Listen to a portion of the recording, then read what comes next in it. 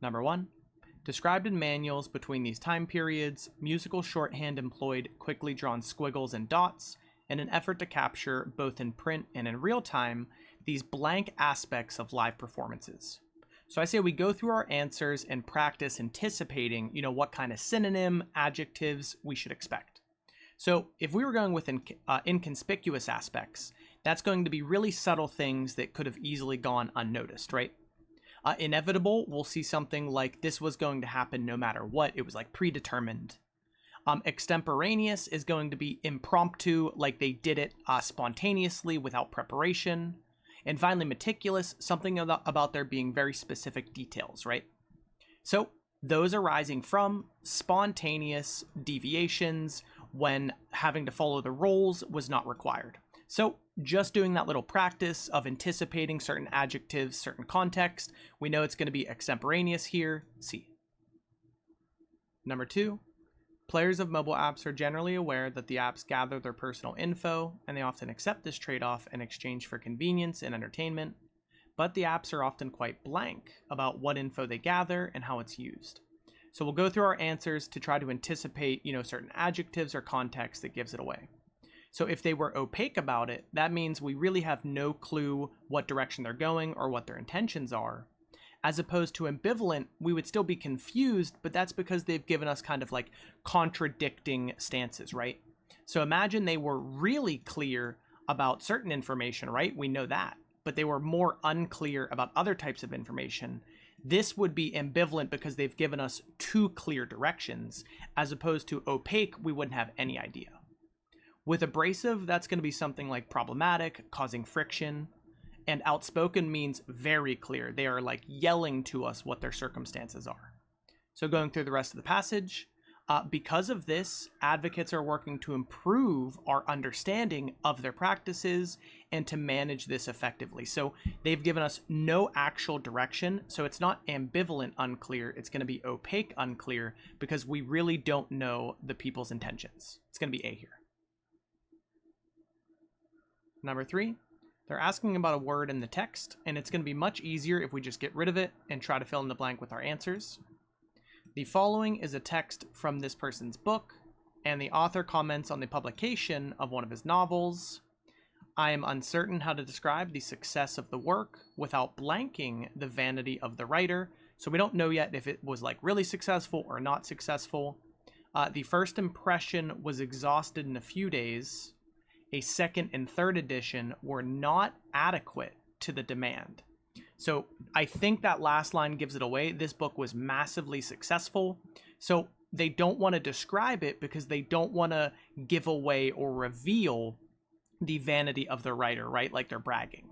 So going through our answers, we're going to try to look for something that matches that. It's not distorting because we don't see anything manipulative. They're not changing anything. Exposing, revealing, that's what we already described. That fits perfectly. Forsaking would be to abandon, which I don't think matches the context. And D, exploiting, taking advantage of, we don't see that either. It's just going to be to expose. Number 4.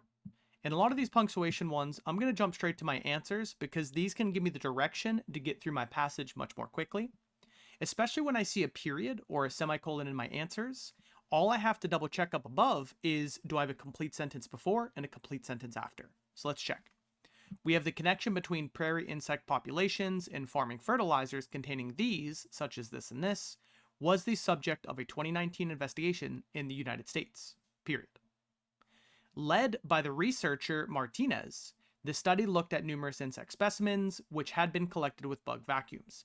This sounds completely okay as 2 sentences. It's going to be C here. It saves you so much time not having to look through the more ambiguous answers with spaces and commas. So it's going to be C.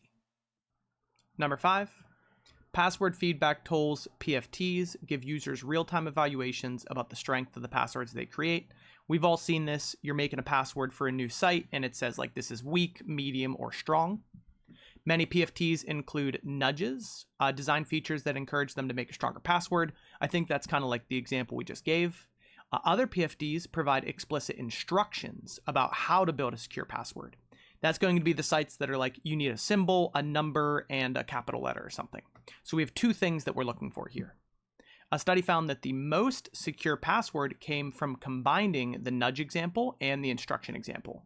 The study also noted, this is going to be like a second point we want to pay attention to, that the specific kind of nudge, whether it was reward-based or social, made little difference. So we don't actually care about what type of nudge it is. We just care that we have a combination of a nudge and the explicit instructions. So let's look through our answers because we just want to logically complete the text. In A, we have instructions are not expected to be stronger than just reward nudges. That's true so far. We want a combo. Although users receiving reward nudges would be expected to be stronger, we already know that's wrong. We want instructions and rewards, nudges. Just a certain type of nudge is not going to be stronger than anything else. In B, we have reward nudges would not be expected to be stronger than social nudges. That's true. That was their last statement. Although users receiving both instructions and any type of nudge would be expected to be stronger than only nudges. This is 100% what they're looking for, but just to make sure what's wrong with our other answers, let's take a look. In C, we have both, reward and social nudges. So they try to trick us here. We don't care about having two nudges. We want instruction and a nudge. But this is true. They would not be expected to be stronger than just social, although users receiving instructions would be expected to create stronger. So no, we want both instructions and a nudge. In D, both instructions and reward nudges would not be expected to create stronger. That's already not true. That is what we want to be stronger. It's going to be B here. Number 6, optimal foraging theory, OFT, proposes that animals' feeding behaviors reflect this cost-benefit trade-off that varies across species and can shift with ecological conditions. One such condition is lunar brightness, how bright the moon is shining, which this person found to be negatively associated with foraging by mice. So they're saying that as it got brighter out, the mice wanted to, try to feed less, probably because there's like predators like owls and stuff. But another person found to be positively associated with lemurs, probably, bigger creatures, less predators, and maybe worse vision, so they need the brightness to be able to feed, right? The difference can be explained with OFT. The lemurs' reliance on vision means that the brighter nights give them an advantage. It's almost like they have to go out when it's brighter out, right?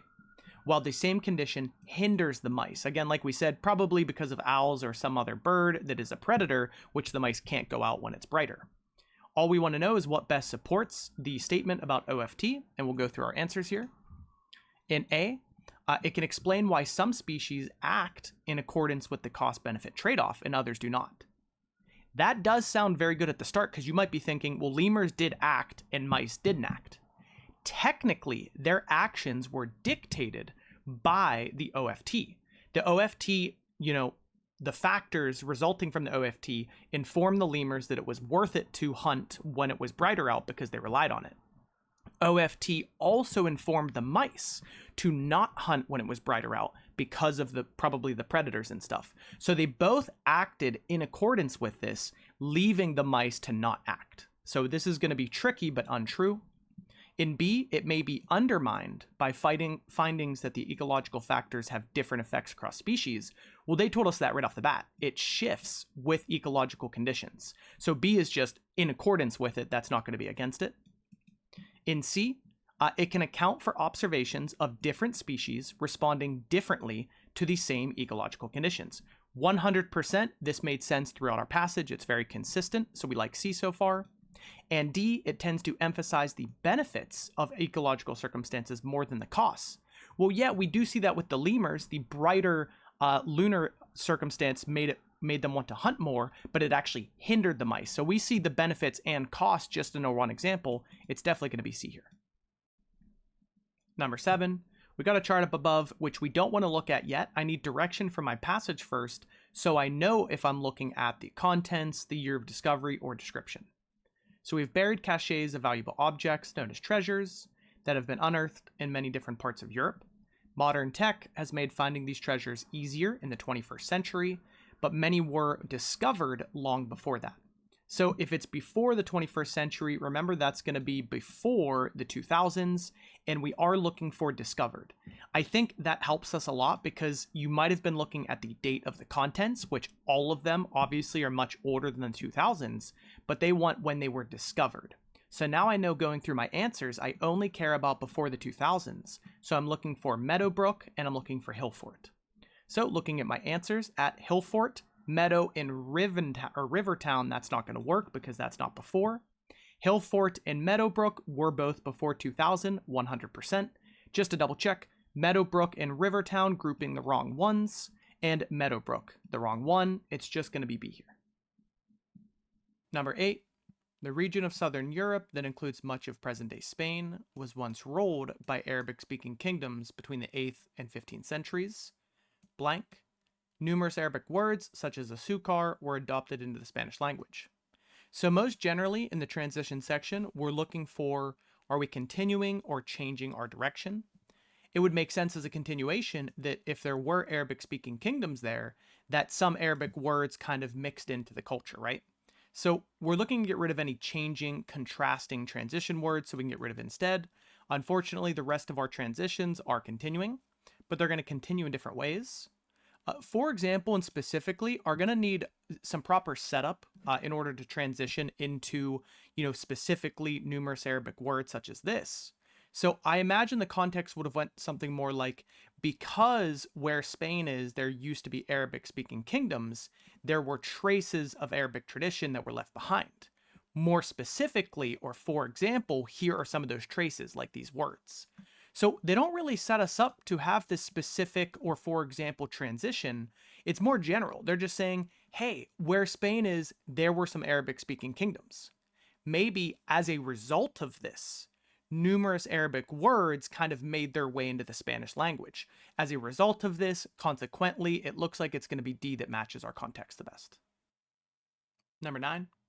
Celebrated in Italy for presenting one of its earliest televised cooking shows, renowned chef and culinary instructor Sofia Bianchi taught viewers how. So there's going to be a few ways to go through this one. I think already a big red flag is the M dash by itself. 99% of the time it's going to be in pairs, and when it is by itself, it's more like a colon, which isn't going to fit here at all. Also in B, we just have this random comma after chef, but it's chef and culinary instructor. Like these two go together, so I'm not sure what the comma after chef would do. These two get a little bit trickier, but we want to remember that when our description is before our noun, right, it helps identify it. So it's like this chef and culinary instructor, Sophia.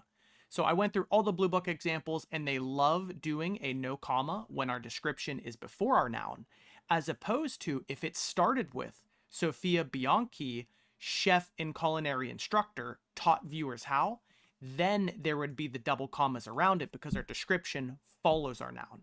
So again, try to remember our description leading into our noun. That's going to be essential. We don't want any commas.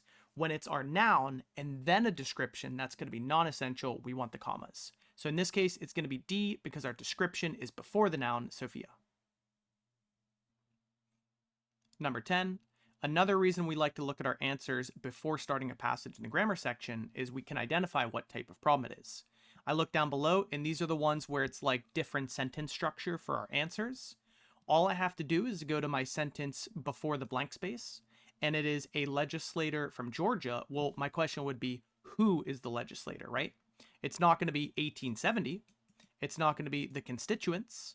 It's not going to be in 1870. It's going to be Carter was a legislator from Georgia. So remember with these like switching around the words in our sentence problems, always start your answer with the subject they were just describing before, and that's just going to be D here. Number 11. In a study at Stanford, participants with typical vision were shown an image of a dashed circle with one segment of the circle hidden from view. Even with the gap, participants still perceive the shape as whole, suggesting that when visual input is incomplete, the brain can fill in the blank, make up for it, filling in the missing details. So to find a word that matches that, we have some red flags like barricade is to block. It's already blocked, so that doesn't really fit. Revert needs context before. Like had we seen the complete circle, then they blocked part of it off, revert would fit better because we're going back to what it looked like. There's no before context, it's already blocked. Captivate just means to like catch someone's attention, doesn't really fit here. And finally, compensate can mean to pay, but you can also say like to compensate for something, to make up for something. instead of having like a ton, selling a ton of variety of something, maybe someone has less things to sell, but they compensate it by having really high quality of those few things. So to compensate for something means the brain can make up for it by filling in the missing details. B is going to fit perfect here.